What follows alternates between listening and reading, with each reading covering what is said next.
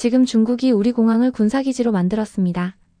거절하자 관제 시스템 전체를 마비시켰고 오늘 아침 중국 군용기들이 착륙했습니다. 새벽 3시 제 침실 전화벨이 울렸습니다. 그리고 그날 이후 모든 것이 달라졌습니다. 저는 우즈베키스탄 공항개발위원회 수석 아자마트입니다. 타지키스탄에서 걸려온 그 전화는 우리의 미래 100년을 바꿔놓을 선택으로 이어졌습니다. 중국은 약속했습니다. 30억 달러를 공짜로 1년 만에 세계 최고 공항을 지어주겠다고요. 그리고 모든 손해도 보상하겠다고 했습니다.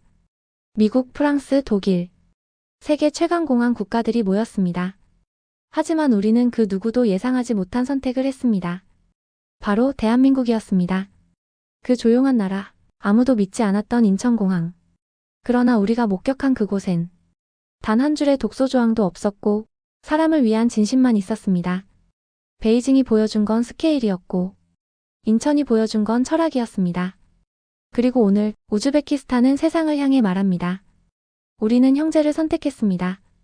본격적인 이야기에 앞서 잠시 1초, 구독과 좋아요는 늘 힘이 됩니다. 새벽 3시였습니다. 제 방 안에 전화벨이 갑자기 울려댔습니다. 정확히 말씀드리면 미친 듯이 울렸다는 표현이 맞을 겁니다.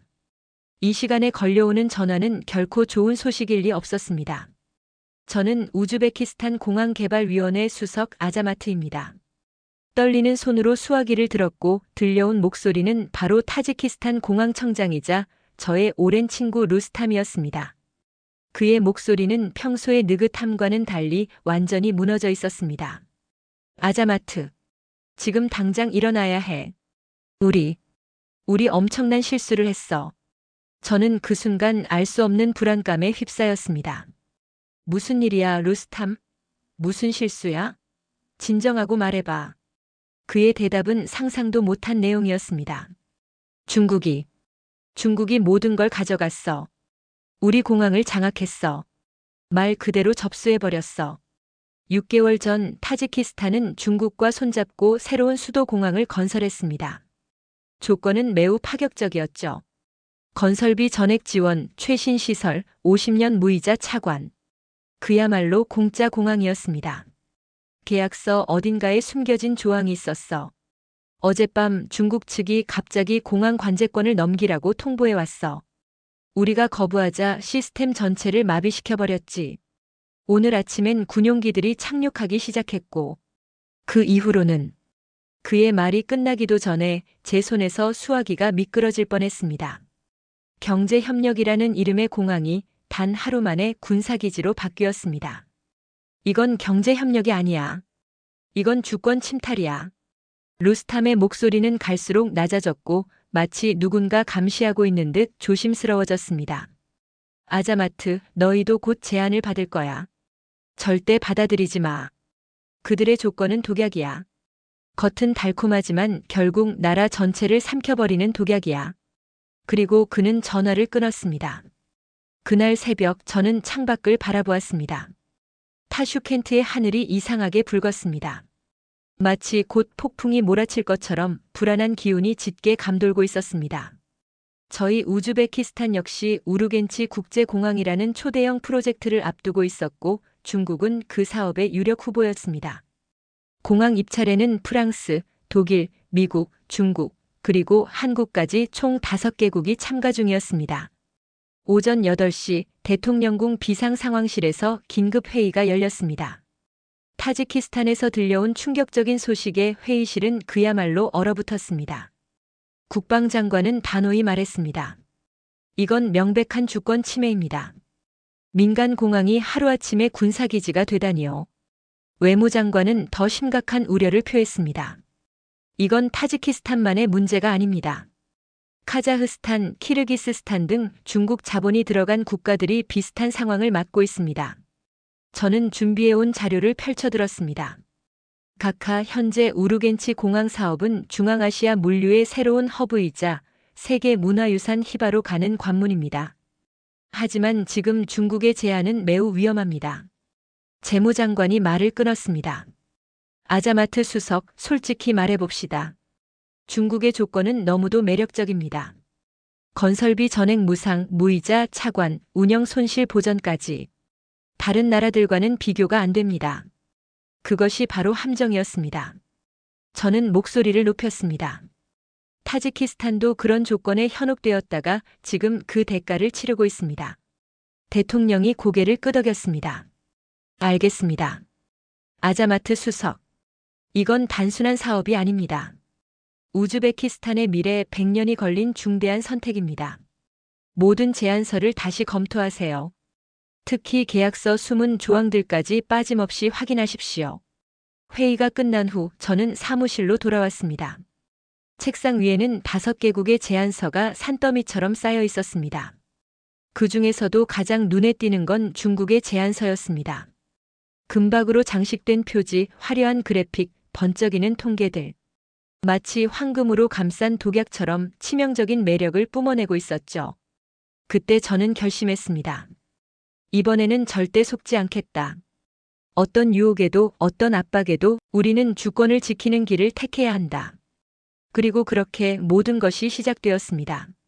일주일 후 타슈켄트의 인터컨티넨탈 호텔에서는 우르겐치 국제공항 사업 설명회가 열렸습니다.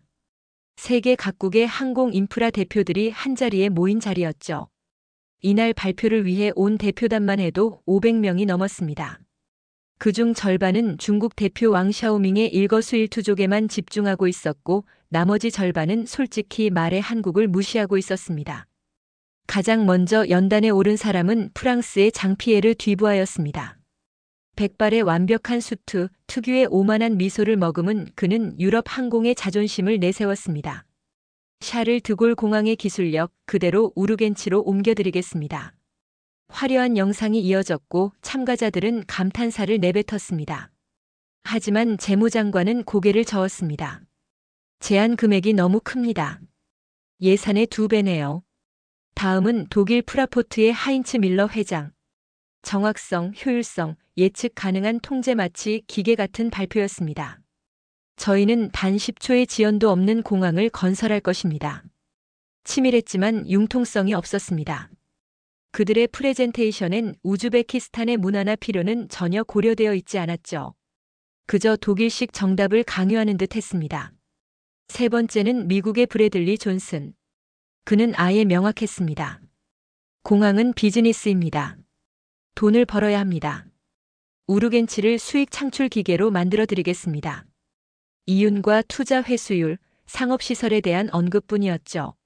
사람보다 숫자를 말하는 그의 모습에서 진정성은 느껴지지 않았습니다.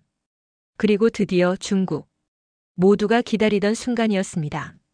왕샤오밍이 연단에 올랐고 유창한 우즈베거로 첫 인사를 건넸습니다. 형제의 나라 우즈베키스탄, 다시 함께합시다. 그의 말이 끝나기 무섭게 발표장이 술렁이기 시작했습니다. 30억 달러 전액 무상 건설, 1년 내 완공, 50년 무이자 차관, 20년 적자 보전.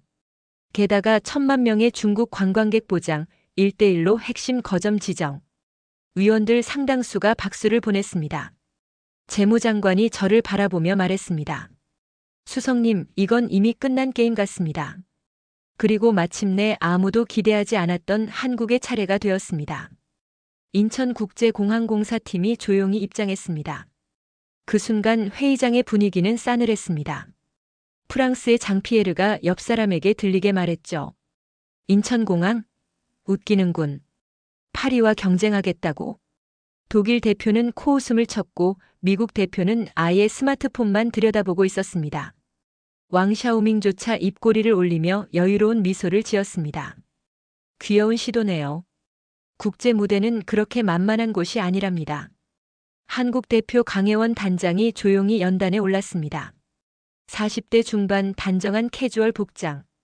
화려한 수트와 메탈 프레임 안경의 외국 대표들 사이에서 솔직히 초라해 보였습니다. 심지어 우리 내부에서도 불만이 터져나왔습니다.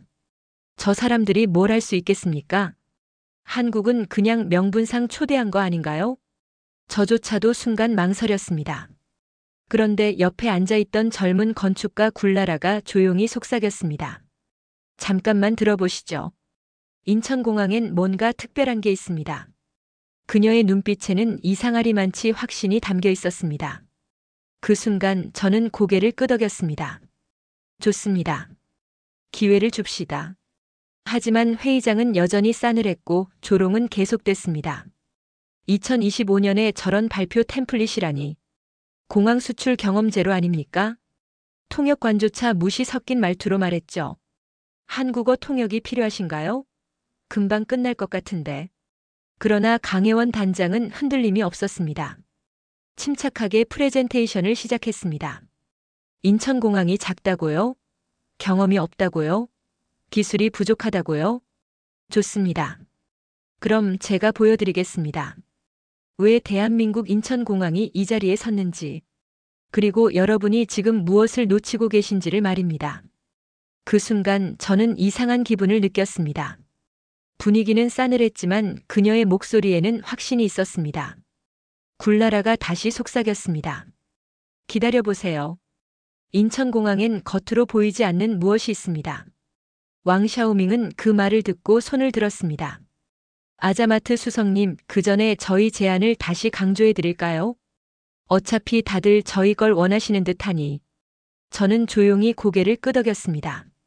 중국의 압도적인 제안 다시 한번 반복됐고 회의장은 흥분으로 가득 찼습니다. 그러나 제 가슴 어딘가엔 찜찜한 감정이 피어오르고 있었습니다. 그들의 조건이 너무 완벽하다는 사실이 오히려 무서웠습니다. 그때 굴나라가 제 소매를 붙잡았습니다. 수석님 제발요. 한국팀 발표를 듣고 판단하세요. 진짜는 아직 시작도 안 했습니다. 며칠 후 저희 위원회 실사단은 첫 번째 목적지인 중국 베이징 국제공항에 도착했습니다. 비행기에서 내리자마자 우리는 압도당했습니다. 터미널은 마치 불가사리처럼 생겼고 끝이 보이지 않는 공간이 황금빛 햇살에 빛나고 있었습니다. 왕샤오밍이 말했습니다. 보이십니까, 아자마트 수석님? 이것이 바로 중국의 속도입니다. 4년 만에 세계 최대 단일 터미널을 완성했습니다. 우르겐치에도 똑같이 지어드리겠습니다. 솔직히 말해 놀라웠습니다. 공항 내부는 완벽하게 자동화되어 있었고 천장 높이만 50m는 되어 보였습니다. 미슐랭 셰프가 준비한 오찬, VIP 전용 카트, 거대한 폭포와 정원까지. 재무장관은 흥분하며 말했습니다. 이 정도면 정말 1년 만에 가능하겠군요. 우즈베키스탄도 이렇게 될 수 있다면. 그날 밤 저는 호텔에서 잠을 이루지 못했습니다. 그 화려함 뒤에 숨어있는 무언가가 자꾸만 떠올랐습니다. 그리고 다음 날 아침 저에게 도착한 익명의 파일. 제목은 이랬습니다. 중국 1:1로 공항사업 극비 전략 문서. 문서를 열자 손이 떨렸습니다. 제1단계 경제적 종속, 제2단계 법적 통제, 제3단계 군사 활용, 타지키스탄, 스리랑카, 지부티 사례 명시, 우르겐치 공항 계약 초안 내 관제권 이양 조항 확인. 숨이 막혔습니다. 루스탐의 말이 사실이었습니다. 그날 저녁 저는 위원들을 조용히 불러 모아 이 문서를 공유했습니다. 위원들 모두 충격에 빠졌고 침묵이 이어졌습니다. 재무장관은 결국 말했습니다. 그럼 대안은 어디에 있습니까? 프랑스는 비싸고 독일은 융통성 없고 미국은 돈만 봅니다. 그리고 한국은? 이제 우리가 그 질문에 직접 답할 차례였습니다. 다음 실사 목적지 인천국제공항. 3시간 후 우리는 인천공항에 도착했습니다. 솔직히 대부분은 시큰둥한 표정이었습니다. 베이징 보고 나니까 뭐가 감동이 되겠어. 하지만 비행기에서 내리자마자 모두가 눈을 동그랗게 떴습니다. 입국 동선이 이상하게 편했습니다. 교통부 국장이 말했습니다. 왜 이렇게 이동이 짧죠? 동선이 정돈돼 있어요. 입국 심사도 놀라웠습니다. 대기 시간 제로. 안면 인식 시스템으로 10초 만에 입국이 완료됐습니다. 게다가 수화물은 도착과 동시에 이미 벨트 위에 정리되어 있었죠. 비행기에서 내린 지 15분입니다. 교통부 국장이 시계를 보며 중얼거렸습니다. 베이징에서는 1시간이 넘게 걸렸던 그 과정이 인천에서는 15분이었습니다. 우리를 맞이한 사람은 한국 대표 강혜원 단장이었습니다. 어서 오십시오. 인천공항 방문을 환영합니다. 그녀는 밝게 인사했지만 그 미소 뒤에는 묘한 자신감이 느껴졌습니다. 곧 이어진 실사 과정은 말 그대로 충격의 연속이었습니다. 첫째, 청결도. 화장실조차 호텔급이었습니다. 건설부 차관이 나와서 한마디 했죠. 비데, 파우더룸, 수유실 이게 공항입니까? 둘째, 직원 서비스. 우즈베거로 응대하는 안내 직원, 직접 목적지까지 동행해주는 모습. 청소 직원도 환하게 웃으며 인사했습니다. 안녕하세요. 인천공항 방문을 진심으로 환영합니다. 셋째, 기술력. AI가 운영 동선을 예측하고 스마트폰으로 실시간 수화물 위치를 확인할 수 있었습니다. 딥러닝 기반의 예측 시스템, 생체인식 보안, 탄소 중립 에너지 시설까지. 이건 기술의 집합체였습니다. 넷째, 가장 인상적이었던 순간. 휠체어를 탄 할머니를 직원이 직접 밀어드리고 있었죠. 그리고 저희 통역관이 속삭였습니다. 저분이 바로 공항공사 사장님입니다. CEO가 직접 승객을 도우며 공항을 누비고 있는 모습. 베이징에서 보았던 고압적인 관리자들과는 완전히 달랐습니다. 굴라라가 눈물을 글썽이며 말했습니다. 이게 제가 말했던 진짜예요.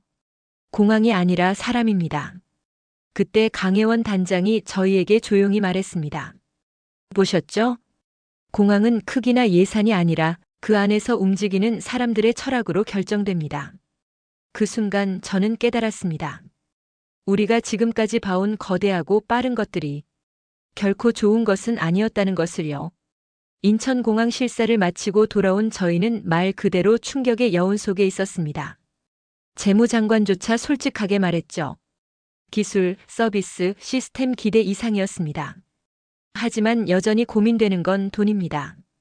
중국은 공짜지만 한국은 비용을 요구하잖아요. 그 말에 모두가 고개를 끄덕였습니다. 그 누구도 쉽게 입을 열 수 없었죠. 그때 강혜원 단장이 태블릿을 꺼냈습니다. 잠깐만요. 이 뉴스를 보시는 게 좋을 것 같습니다. 화면에는 이런 헤드라인이 떴습니다. 속보 타지키스탄 중국 공항 반환 요구 중국 500억 달러 소송 제기.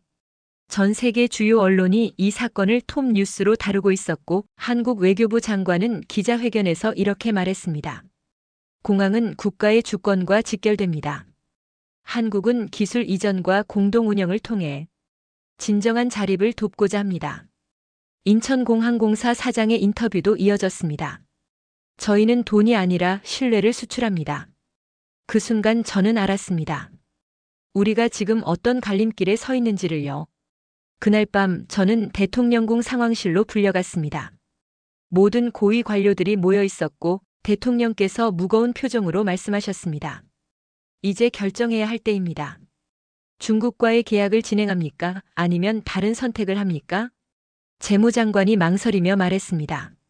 현실적으로 중국을 배제하기엔 그들의 보복이 두렵습니다. 그러나 국방장관은 단호했습니다. 그 대가가 주권이라면 우리는 그 어떤 대가도 치를 수 없습니다. 대통령이 저를 바라보며 물었습니다. 아자마트 수석, 당신의 판단은? 저는 심호흡을 깊이 한 후 천천히 입을 열었습니다. 각하, 저는 직접 보았습니다. 인천공항은 단순한 공항이 아니었습니다. 그곳은 사람을 위한 공항이었고 철학이 살아있는 공간이었습니다. 모두가 제 말에 집중하고 있었습니다. 중국은 물고기를 줍니다. 하지만 한국은 물고기 잡는 법을 가르쳐 줍니다. 기술을 이전하고 사람을 양성하고 함께 성장하자고 합니다. 그때 조용히 손을 든 사람이 있었습니다. 바로 굴라라였습니다. 한 말씀 드려도 될까요? 대통령이 고개를 끄덕이자 그녀가 말했습니다. 저는 인천공항에서 중요한 걸 배웠습니다. 사람이 주인공인 공항. 한 아이가 길을 잃었을 때 전 직원이 나서서 돕는 모습. 청소 직원이 공항을 자랑스럽게 여기는 그 문화. 그것이 저희가 진짜로 배워야 할 모습 아닐까요? 잠시 침묵이 흘렀고 대통령이 조용히 말했습니다. 투표합시다. 위원 15명 중 12명이 손을 들었습니다. 한국에 찬성합니다. 그날 저녁 저는 강혜원 단장에게 전화를 걸었습니다. 축하드립니다. 우즈베키스탄의 미래 파트너로 한국을 선택했습니다. 그녀는 조용히 대답했습니다. 그 선택 후회하지 않으실 겁니다. 그날 밤 전 세계 언론이 이렇게 보도했습니다. 충격 우즈베키스탄, 중국 대신 한국 선택. 골리앗을 이긴 다윗 인천공항, 역사적 첫 수출 성공. 왕샤오밍에게서 전화가 왔습니다. 아자마트 수석 당신들 후회할 겁니다. 아니요. 우리는 형제를 선택했습니다. 그로부터 한 달 후 계약 체결식이 타슈켄트에서 열렸습니다. 한국 국토부 장관과 인천공항공사 사장이 참석했고 대통령께서는 연단에서 이렇게 말씀하셨습니다. 오늘은 우즈베키스탄과 대한민국이 4,000년 전의 인연을 다시 잇는 날입니다. 그날 인천공항공사 사장이 깜짝 발표를 했습니다. 우즈베키스탄 공항 전문가 50명을 선발하여 6개월간 인천공항에서 교육을 진행하겠습니다. 모든 비용은 저희가 부담하겠습니다. 그리고 우르겐치 공항의 수익 중 70%는 우즈베키스탄이 직접 가져갑니다. 한국은 20년 후 100% 지분을 양도합니다. 기자들이 물었습니다. 한국에 너무 불리한 조건 아닌가요? 사장은 미소를 지으며 말했습니다. 우리가 얻는 건 신뢰와 우정, 그리고 함께 성장할 수 있는 미래입니다. 굴나라가 눈물을 글썽이며 제게 말했습니다. 수석님 정말 감사합니다. 그때 제 말을 믿어주셔서. 아니요. 굴나라, 당신이 옳았어요. 지금도 우르겐치 공항은 건설이 한창입니다. 한국 기술자와 우즈벡 엔지니어가 함께 설계도를 펼치고 건설 현장엔 웃음과 존중이 흐릅니다. 하늘을 올려다봅니다. 우르겐치의 저녁 하늘이 유난히 아름답게 빛나고 있었습니다. 이것이 진정한 국력입니다. 크기나 예산이 아닌 사람을 향한 진심. 그리고 이것이 한국이 세계로 나아가는 방식이었습니다. 이 이야기를 어떻게 보셨나요? 당신이라면 그 상황에서 어떤 선택을 하셨을 것 같나요? 돈과 조건이 아닌 사람과 철학을 선택한 우즈베키스탄의 결정에 여러분의 생각을 댓글로 들려주세요. 여러분의 한마디가 다음 이야기를 만듭니다. 이 이야기가 감동적이었다면 좋아요와 구독으로 함께 해주세요. 작지만 강한 나라 대한민국의 진짜 이야기들.